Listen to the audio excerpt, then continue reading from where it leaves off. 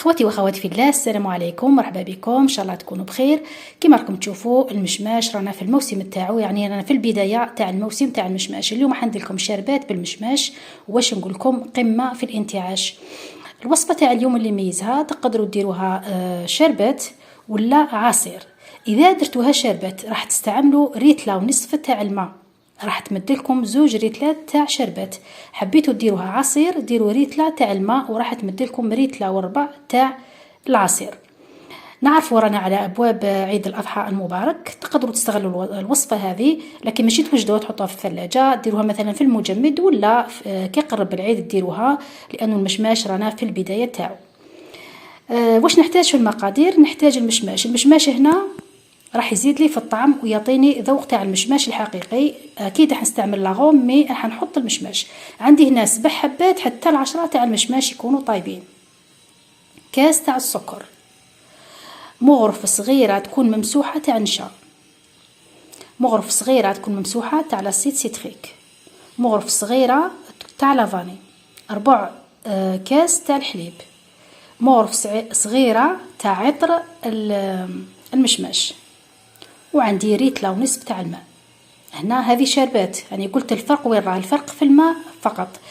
هنا النشا انا ضفته، علاش نضيفه؟ لانه نعرفوا المشروبات تاع برا، ماشي المشروبات العصائر تاع برا نلقاوها ثقيله ونحنا نحسبوه كامل هو اللب، لكن هي عباره عن مثخنات انا على بالي مانيش عارفه شنو هي، ولكن مثخن يعني ثقل لي العصير.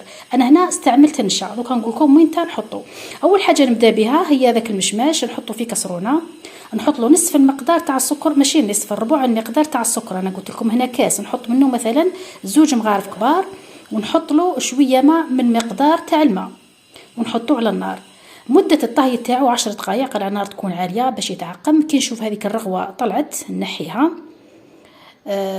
عند 9 دقائق مثلا ولا 8 دقائق نذوب هذاك المغرف الصغيره الممسوحه تاع نشا، نذوبها بشويه ماء ونضيفها ليه ونبقى نخلط ونطفي، ومن بعد الميكسي كلش. نبدا على بركه الله. بسم الله الرحمن الرحيم.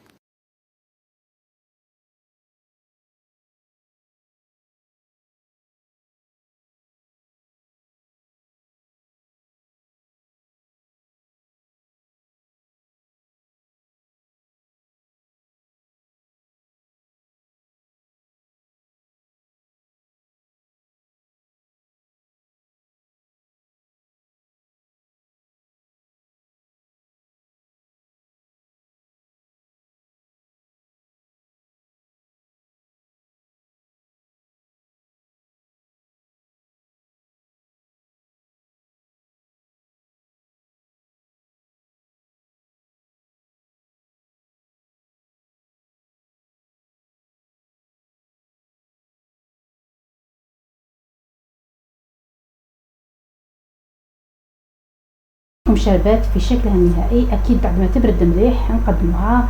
واش نقول لكم، قمه في الانتعاش. نتمنى الفيديو تاع اليوم كان عجبكم. مع السلامه.